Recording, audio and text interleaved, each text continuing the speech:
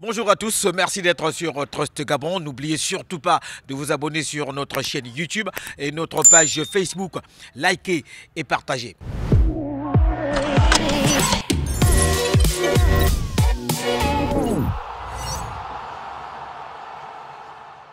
Au sommaire de Trust Sport aujourd'hui, il sera question de la 5e journée des éliminatoires comptant pour la CAN 2023 qui se jouera en Côte d'Ivoire. On s'intéressera bien évidemment à cette rencontre qui s'est jouée au stade Rénovation de Franceville entre les Panthères du Gabon et la République démocratique du Congo.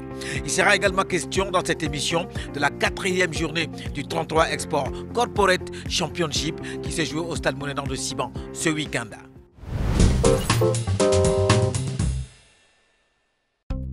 Les léopards de la RDC étaient en expédition punitive à Franceville face aux Panthères du Gabon.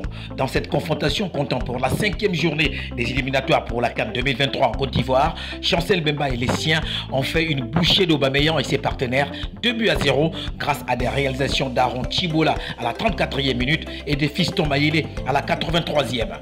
Dernière du groupe I avant cette rencontre contre le Gabon, les Congolais ont infligé une leçon de réalisme aux Gabonais qui certes ont eu de nombreuses occasions mais se sont heurtés à un passé en état de grâce dans le but congolais. Bien qu'ayant dominé en termes de statistiques avec 17 tirs, dont 6 cadrés et une possession de balle de 58%, les Gabonais ont fait preuve d'un manque de réalisme écœurant, notamment par Bouanga, Boupenza et même par Bioko Poko qui ont manqué des occasions nettes. Pierre-Emerick Aubameyang, qui faisait son retour en équipe nationale après une longue absence, n'a été que l'ombre de lui-même, pris dans l'étau placé par Chancel Mbemba. L'attaquant réserviste de Chelsea, 34 ans aujourd'hui, a été certainement victime de son manque de temps de jeu au sein du club anglais. Avec cette défaite, le Gabon perd pour la première fois au stade de Rénovation de Franceville et de surcroît devant son président venu regarder le match. La RDC, après cette éclatante victoire, occupe provisoirement le fauteuil de leader dans ce groupe I avec 7 points à égalité avec le Gabon et jouera son dernier match face au Soudan le 4 septembre prochain à Kinshasa. Pour le Gabon, ce sera du ça passe ou ça casse face à la Mauritanie également en septembre.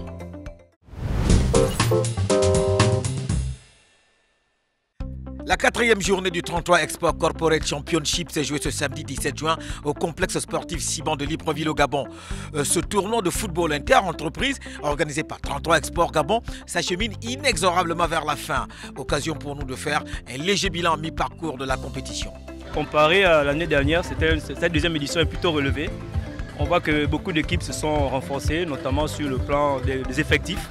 Donc je pense que pour les prochaines éditions, ce sera encore plus relevé. C'est quand même une année de préparation. Total Énergie Marketing étant à sa deuxième participation.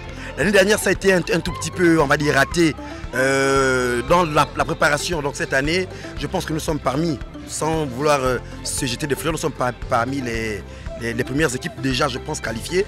Dans ce tournoi à 27 équipes et où tout le monde peut presque se rencontrer, certaines formations commencent à voir se dessiner leur avenir. Après 4 journées, nous sommes invaincus. Invaincus sur le terrain. Nous avons gagné pratiquement tous nos matchs, mais malheureusement, nous avons perdu 2 matchs sur le tapis vert. Parce que, bon, on a eu quelques problèmes. On a aligné un joueur qui n'était pas qualifié, malheureusement pour nous. Mais nous sommes, pour le moment, nous sommes deuxième derrière Comilog. Pour ces structures, cette compétition est une aubaine pour leur visibilité et la mise en évidence de la responsabilité sociétale de l'entreprise. Chaque équipe ici défend son entreprise, ressentir les valeurs de chacune. Donc il faut être professionnel, avoir tout ce qui est attitude, amélioration de l'attitude, parce qu'on représente d'abord notre entreprise et c'est l'objectif de chacun ici de valoriser au mieux son entreprise pour laisser une image positive pour cette compétition. L'année dernière, nos collègues au bureau nous ont beaucoup charriés et cette année, ils sont beaucoup plus heureux pour le moment et justement parce que nous faisons un très bon parcours. Nous avons jusque-là comptabilisé 5 victoires et tout le monde est satisfait pour le moment et évidemment, ça se traduit aussi par une présence de plus en plus assidue au niveau des stades pour nous encourager sur le terrain. Ce 33 Export Corporate Championship est aussi et surtout une occasion de raffermir les liens entre employés au sein des entreprises. En réalité, il n'y a pas de responsable. Comme je vous ai dit tout à l'heure, c'est une équipe. Donc avant tout, on est venu ici pour s'amuser. Voilà. Donc l'ambiance, elle est très bonne. mais aussi de se fixer les objectifs à atteindre dans cette compétition. Peut-être pas gagner, mais bon, faire quelque chose de mieux que l'année dernière. Là, on est invaincu, c'est une bonne chose. Je pense qu'on peut faire encore mieux et aller peut-être en finale. L'objectif, c'est d'être champion. Mais là, cette fois-ci, ça, c'est notre objectif, c'est d'être champion. On a l'équipe pour, et ça, je vous le dis. On a l'équipe pour remporter ce tournoi. Exact.